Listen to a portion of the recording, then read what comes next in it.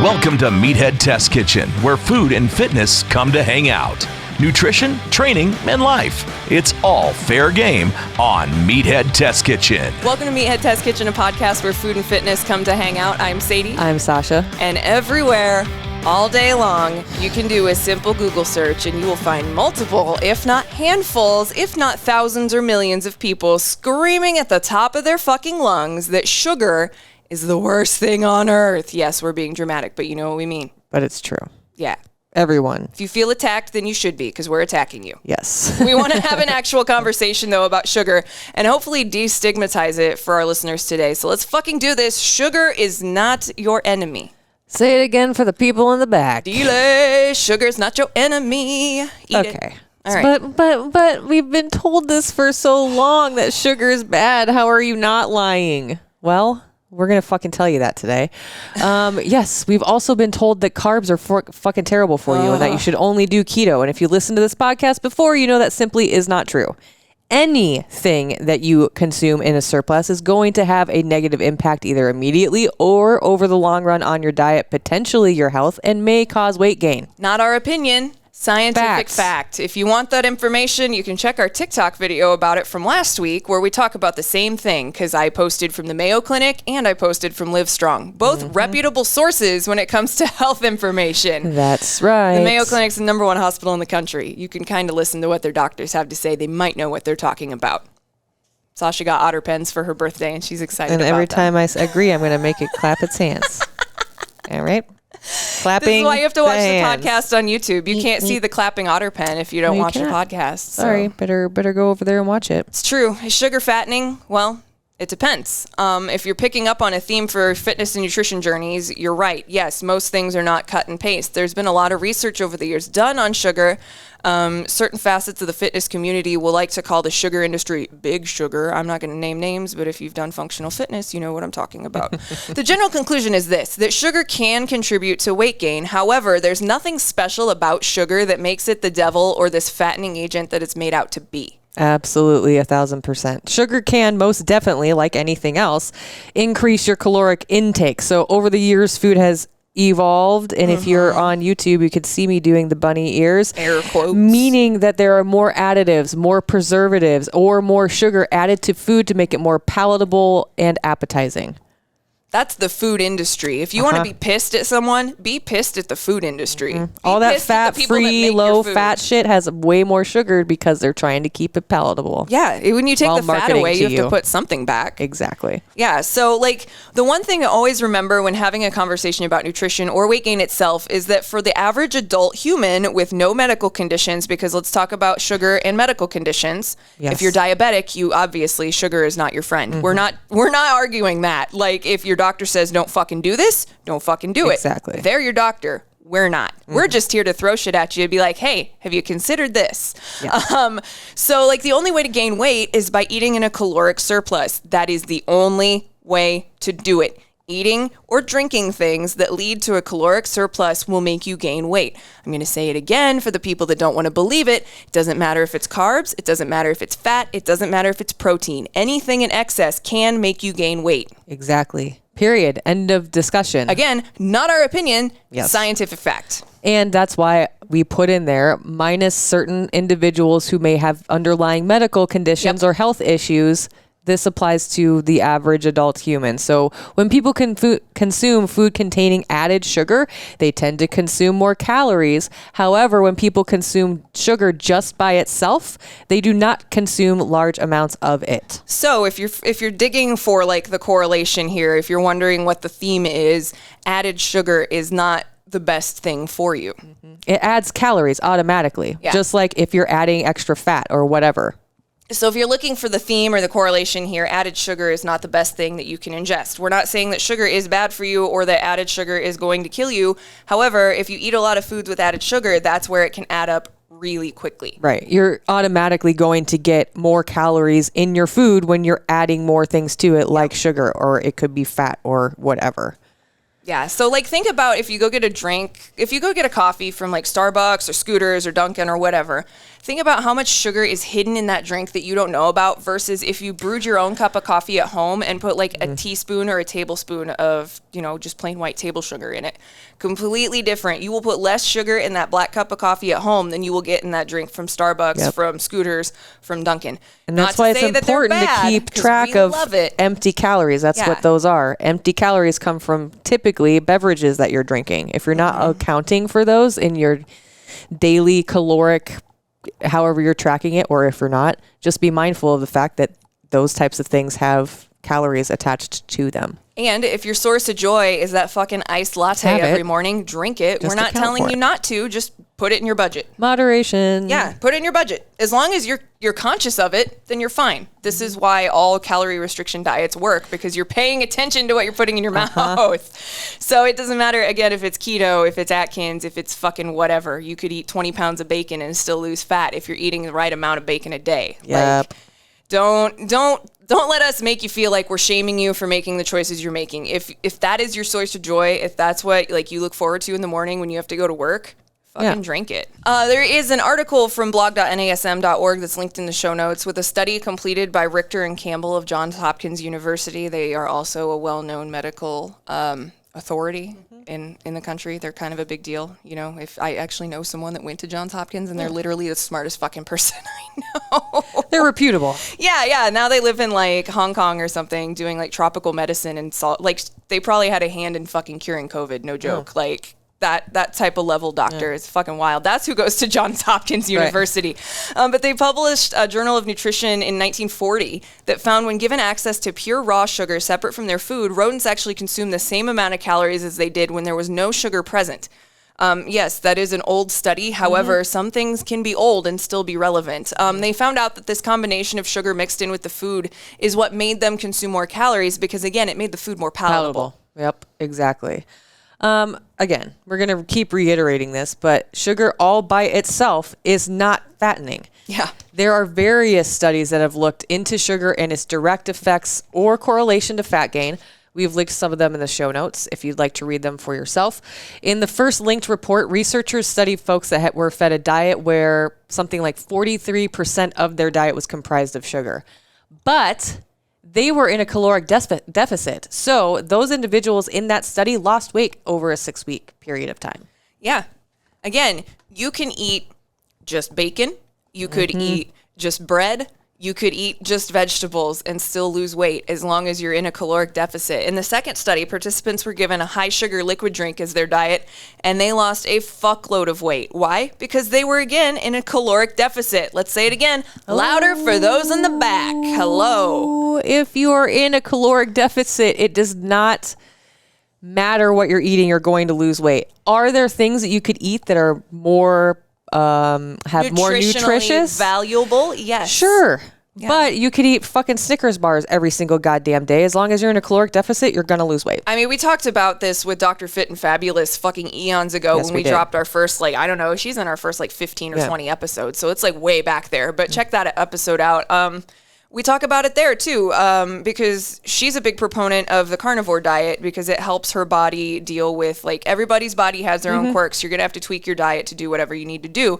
She eats a lot of meat and it works really well for her. But even though she eats a lot of meat, she still makes sure to eat a lot of carbs, A, because she's training super hard, but B, because she understands that your body needs carbs. Exactly. And carbs are sugar. Yes. Carbs are sugar. Sugar is carbs. They are not separate. They are the same fucking thing. And if you hear someone talking about carbs and sugar separately, run far away because that person has no idea what they're talking about. They are the same thing. And we will get into the nerdy stuff of it in just a few moments. We reference these studies to say this: if you eat sugar, you're not going to gain weight. You're going to gain weight if you're eating more calories than what your body can utilize. We've done a whole podcast episode on how this works, so make sure that if you missed it, you go back and find it, because we could scream this, but we're always going to have someone. If we posted that fucking clip on TikTok, someone is going to come in the comments and fight us about it. I'm sorry, but it doesn't need to be this huge fucking thing where you're overcomplicating it. Eat fucking sugar if you want to. Eat your latte with a spoon. I don't give a shit what you do.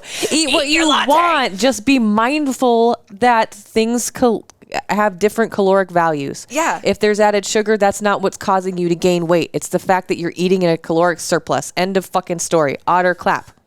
I mean, the added sugar makes it easier to gain weight, but it's not the entire reason you're gaining weight. Exactly. You might need to rework some habits. Let's be honest. I'm not going to call anybody out. And if you do feel attacked, I'm not doing it on purpose. But there's probably a reason you do. A lot of the reason when you gain weight is because you have habits that aren't necessarily the best. I'm not going to say that they're bad because we don't want to put good and bad labels on shit like that. You don't like the radical black and white stuff. Like, it's not how life works.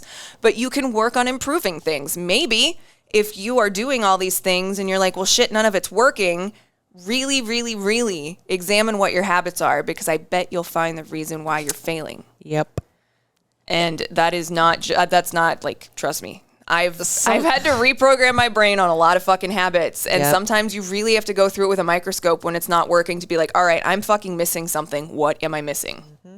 Yep, exactly. Another thing, and I've seen this going around quite a bit, just based on some of the people that we follow, but not blaming anybody for what you do on the weekends, but you could be amazing at everything during the week, and then, you know, weekends are fun. They're supposed to be fun. You should be having fun with life. But if you're paying less attention on the weekends, those types of things can add up over time and cause you to gain weight. Yeah. Not saying not have fun, but you just be more mindful of the choices that you're making. Yeah, if caloric deficit is your goal, if you're trying to, you know, lose body fat, then that is definitely something you want to pay attention to. If you're in maintenance mode, fuck it. Do whatever you want to do. But yeah, specifically, if you're looking, I'm not going to say lose weight, because you need to have weight. Weight is necessary. You have to have some sort of body mass to live. But if you're looking to lose body fat specifically, the weekends are where you can really go off the rails. And that's why we're such big proponents of the 80-20 plan, because you get that little bit of freedom to fuck around with a meal or a snack every day. Exactly. And we can do a whole entire episode again on, you know, caloric deficits, how they work, because there are different things that you can do. I mean, you could front load your week, be good, eat your 1,800 calories, and then bump yourself up on the weekends. As long as the whole week is in a caloric deficit, it'll work. And it doesn't have to be a gigantic caloric deficit either. We're not talking about worrying about saving yourself, you know, 600, 700, 800 calories a day. Right. Because that's not healthy either. It's not. Balance. Balance is your friend. And if you have any questions, of course, you can hit us up. hello@meatheadtestkitchen.com. I am a certified ISSA personal trainer and nutrition coach. I am not a dietitian. There is a difference. One is fucking licensed and has boards testing and all sorts of stuff. I am not that. I am able to help you make better food choices and work your habits. I am not here to prescribe diets to you, because I am not qualified to do such. Right. So, and Sasha's working on her nutrition and personal training too. So like, we know what we're talking about. I know that it's very upsetting and distressing to some people on the internet, mostly men, that women know things, but we fucking know what we're talking about. Sorry if you don't like it. We're backed by science. And I'm going to be fucking smug about that, because the smart people are on my side. Right. You get fucking Herbalife and it works, and have fun with that. It's not sustainable. No. And that's the other thing too. When people are trying to overcomplicate like eating, there's a reason that they're doing it. They're overcomplicating it to fuck with you, so that you have to depend on them for answers and you keep paying them. They're not setting you up for sustainability or long-term success. They're feeding you forced insecurity. Yes. And it's really easy to buy into. Lord knows, especially both of when us you're have done looking it. for someone to help you. Exactly. Which is why we wanted to talk about sugar today, because it's been so demonized. Like, sugar is great. It's delicious. Exactly. That's what I mean. It's delicious. But just so that we're covering all of our bases, from that same NASM blog, high sugar intake is widely known for being associated with heart disease, cancer, and diabetes. However, this information needs to be interpreted with a bit of caution. People who consume large amounts of sugar also tend to have a cluster of other unhealthy behaviors. Again, those habits that we're talking about that are associated with heart disease, such as drinking, smoking, being overweight, low physical activity, and high blood pressure. Yeah. And when we talk about like metabolic health, this is why we talk about movement and eating well being so important for your metabolic health, because there are a lot of different things that we as humans have vices, and sometimes our vices are bad for us. So you have to stack your deck as much as you can in your favor so that your vices don't kill you too soon. Yeah, right? You see me on TikTok on Fridays. But like, I just enjoy your life, but at the same time, like, make sure that you're doing what you need to do so that your body is healthy for whatever version of healthy that is for you, because health looks different on everyone. Sure Let us does. reiterate that again too. Like, what is right for me, what is right for Sausha is different than what could be right for you or the person next door. So if you're going to someone and they're doing cookie cutter plans for every single person, that's a big red flag. Yes. Big red flag. And a lot of the associations with sugar only appear once the sugar levels are above a certain threshold, often in amounts that have exceeded a reasonable moderate intake. So TLDR, you have to eat a really, really, really, really, really large amount of sugar or drink a large amount of sugar on a daily basis to have it be that kind of a problem. But it does happen for people. Yes, certainly does. I mean, hell, I have a sweet tooth. The first thing I'm going to grab for is probably a cigarette. I'm sorry, guys. I'm struggling. I'm going to be honest with you. It's hard to quit. But the next thing are hard to the quit. next thing They are is hard to going quit. to be candy. Like, oh, stressed out. Give me some of those unwrapped Reese's. You say as I take a long cold drink of my Dr. Pibb.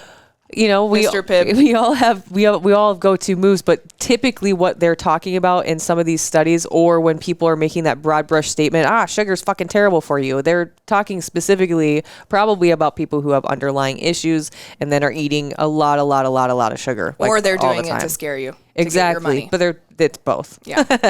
So let's talk about what sugar actually is. We can't leave this episode without getting really fucking nerdy for a second. Have we talked about poop yet? No, we haven't. Oh shit. Oh, There we man. go. Now we talked about poop. Well, poop. Clap. Clap. Otter clap. Sugar is a broad brush. When you say sugar, a lot of times something automatically will pop in your head, but it can be describing a plethora of things from candy to fruit to honey and syrup. Yeah. Sugar is in a lot of different stuff. Agave has sugar in it. We need to do an episode entirely about artificial sweeteners too, because we're not even going to touch those today, because we will be here for 2 fucking hours. Yeah. And we got to cut 2 episodes. We ain't got time for that today. But you'll see a lot of people try to further break things down into good and bad sugars. Good sugars, quote unquote, in their mind being naturally occurring, and bad sugars, quote unquote, being processed sugar like high fructose corn syrup. Ooh. Can we please talk about high fructose corn syrup? We're gonna fucking talk about high fructose corn syrup. Everyone know nothing fitness influencers right now. It's their favorite fucking villain. They want to talk about it because it's in fucking soda and it's in a lot of stuff. However, it's not that bad. It's not that bad. So let's go to the Mayo Clinic again for the lowdown, because again, we're not doctors. We don't claim to be. High fructose corn syrup is a common sweetener in sodas and fruit flavored drinks. It is a tasty addition to your fucking pancakes too, with some fucking Caro syrup on top, or your cornbread, because I'm from Iowa and that's how we roll. But it's a common sweetener in a lot of your, foods and drinks. As use of high fructose corn syrup has increased, so have obesity levels and related health problems. So some people wonder if there's a correlation. However, this is kind of like that study that came out, 30, 40 fucking years ago that said gun violence was on the rise because of ice cream sales. It's like, oh, well, it's summertime, so ice cream sales are going up, but so is gun violence, so they must be connected. And it's like you're looking for something that's not even there. yeah, That's what this is. exactly. Okay, so high fructose corn syrup is chemically similar to plain table sugar, but there's controversy about how the body metabolizes HFCS. We're going to shorten it from now on. It's really long. In comparison to table sugar. But according to the Mayo Clinic, there's insufficient evidence at this time to say that high fructose corn syrup, HFCS, is any less healthy than any other type of sweetener. Again, there is no sufficient evidence. No, I'm not going to say no sufficient, insufficient. So there's not enough sufficient evidence. How about that? Let me rephrase that because I said that wrong. But there's insufficient evidence at this time to say that high fructose corn syrup is any less healthy. Hello. We're going to say it again for the people that are like, high fructose corn syrup is so bad for you. And I know, so we post this on TikTok. Someone's going to show up in our comments and be fucking stinky about it. And I'm going to be like, fuck out of here. Here's the Mayo Clinic article. I had to do that last week. Someone's like, what about this? What about this? What about it? Here's the study. And then they never replied, so I think we won. Okay. Well, when you come with factual information and then they go look it up and they're like, oh. Yeah. Like, I hope they learned a thing that day. And I wasn't a bitch about it, but it's like, no, you're wrong. And here's why you're wrong. Proceed. There you go. Sugars, like sugar's not going to be this number one asshole that these people want you to think it is. So straight from the doctors at the number one hospital in the country, again, HFCS isn't this horrible asshole that's going to kill you as long as you consume it in moderation. You don't believe us? Go check the Food Science Babe's fucking TikTok page. Go check her Instagram page. She is a legit food scientist. She knows a shit ton about food. You know how I know that? Because I also know a lot about food, and she knows more about it than I do. Right. So, like, go check her page out. She debunks a lot of this shit, and she's not afraid to tag the people straight up. Yeah. I'm not going to do that because I don't have the energy. I don't have the energy to fight with these people on the internet. No. Okay. So like we said before, sugar is a carb.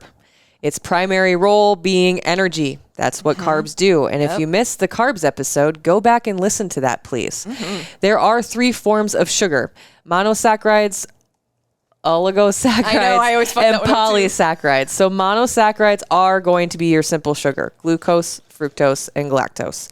We covered glucose at length in another episode, the carbs episode. So we'll break down fructose and lactose now.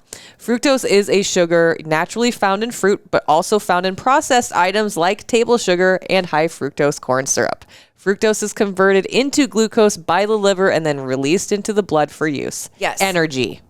Yes, and this is where, if you have diabetes, this is where it gets funky, because it doesn't get necessarily, if your insulin fucks with how it gets into your blood. You don't have enough insulin. So galactose is a type of sugar found in dairy products, and it's metabolized pretty similarly to fructose. Oligosaccharides, if we said it wrong, I'm sorry. Podcasting is a lot of mispronouncing shit and then learning like 20 episodes later that you fucking said it wrong. So bear with us. But they're one of the components of fiber that's found in plants, which our bodies will partially break down into glucose. These sugars are found in a lot of vegetables. So when we talk about the fucking continuous glucose monitor guy that we referenced a couple episodes ago, where he demonized Chick-fil-A because he had potatoes in a sandwich that had bread, this is why his glucose monitor spiked, because he had potatoes and he had fucking bread. Yep. Like, that's how this works. Polysaccharides are found in starch, which is the energy stores of plants, and cellulose, which is also naturally occurring fiber in plants. So when you wear your continuous monitor for whatever fucking reason, because someone on TikTok told you to buy it and you did. If it's not medically necessary. If it's not medically necessary, please don't do it. But if you have one and you're doing this as an example, like, this is why your fucking blood sugar spikes, because you ate food that had carbs. You ate food. If you're gonna, if you're gonna have eggs, and if you're only gonna have 6 slices of bacon, like if you're eating a half a pound of bacon and 2 eggs, you're not gonna get carbs. Yeah. There's no carbs in that. Yep. That's just fat and protein. Of course it's not gonna make your fucking blood sugar spike. Exactly. Like, again, have you ever read a nutrition book? Yeah. Because that's day one shit. Yep, sure is. It really is. That's day one shit, bro. I put the nerdy shit in here basically just to illustrate that regardless of the sugar that is consumed, surprise, they're all going to end up glucose in your body. Yep. Our body cannot tell the difference between the natural sugar found in fruit, honey, or milk, and the processed sugar found in a fucking Kit Kat. Your body is essentially a machine. Yep. The machine doesn't know what kind of oil is in it. The machine only gives a shit that it's lubricated and that it has oil. Yep. Same thing goes with sugar. Like, your body doesn't give a fuck where it comes from. It's like, oh, can I break this down into glucose so that your brain works? Cool. Exactly. Like, and we didn't even touch on that. We touched on that your briefly body before. Is an incredible machine, and everything is great about it, but it doesn't know the difference. No. It has no fucking idea. Just like your muscles have no idea if they are on an XX or an XY body. They have no idea. They don't know. They're just a muscle that's fucking there to do a job. Sugar is just sugar, and your body's going to break it down as such into glucose for energy. Unless you're overeating it, which then will be turned into fat. Yes. Or if you're diabetic, then just steer clear altogether. Yes. Yeah. Again, TLDR, if you're diabetic, a lot of this shit didn't apply to you. Exactly. I'm sorry. Yeah. But have your damn sugar. Have it in moderation, just like everything else. Unless your doctor's telling you need to cut back for medical reasons, then listen to them, because there's a reason that you sought out the professional. Mm-hmm. Also, stop fucking demonizing things that people enjoy in moderation. Yeah. Have the soda. Like, life's fucking short to be miserable and not drinking soda. I saw a tweet the other day from a guy who's like, I quit drinking Coca-Cola 30 days ago, and I am way less happy than I was 30 days ago. It's like, I mean, yeah, if you want to have your soda, if you want to have your fucking Starbucks coffee or whatever, sorry, Starbucks or Scooters, if you're in here in Omaha, that's my preference. Have them. Do it. Just be mindful that there are going to be added sugars in certain things. There's added sugar in white bread. There's added sugar in a lot of fucking shit that you eat because it's processed and they add it in there to make it more palatable. Okay? It's just how it be. It's fine. Just be mindful. Yeah. As always, make sure that you buy your merch. Please. Your mileage may vary as a t-shirt. No otter pens. Clap, clap. Maybe soon. Meathead Test Kitchen otter pen. MTK otter pens. See if I can order them in bulk on Everyone's going to be Amazon. like, what the fuck is her deal with these otters? I'm obsessed with them. Okay? And they're cute. They're My like best birthday present is now otter pen. They're like but my second best birthday present, which I guess I have talked about on here, is someone adopted me an otter at the Seattle Zoo. So they're like the cute otter pen. fucking Japanese otter pens. cute. They're great. buy our merch. Yeah. Shop.hurrdatmedia.com. Merch pays the mortgage. Yeah, it sure does. And our merch fucking looks great, but we're biased. It sure does. You know. Sure does. Make sure that you're following us on social, Meathead Test Kitchen everywhere, including YouTube, where the full-length episodes of In Video are. We're at MTK Staff on Twitter, so remember that. Yeah, if you want to go to that void for some entertainment every now and then, we'll post there too. But Twitter's a dumpster fire that we all try to enjoy, or like just avoid en masse, I feel like, at this point. Yeah, pretty much. Check out meatheadathletics.com. We've got programming available. We've got 3 training templates up right now. We are working on a 4th. If you're a runner, we got you covered. I'm doing personal training services, nutrition coaching services, and I have limited spots available. So if you're thinking about it, do it to it. And if you're looking at nutrition and personal training, you can get a combo deal. Send me an email. Hey. If you want both, I'll give you a deal. But yeah, check it out, meatheadathletics.com. Be good. Say something nice to a stranger on the internet today. Say something nice to yourself, too. That too. Especially that. Do that first and then give a stranger on the internet a compliment. Tell them their hair looks nice. Even if it doesn't, who cares? Make them feel better. Meathead Test Kitchen. Out. Join Sadie and Sausha every Monday, helping to make your fitness and nutrition journey suck less. MTK.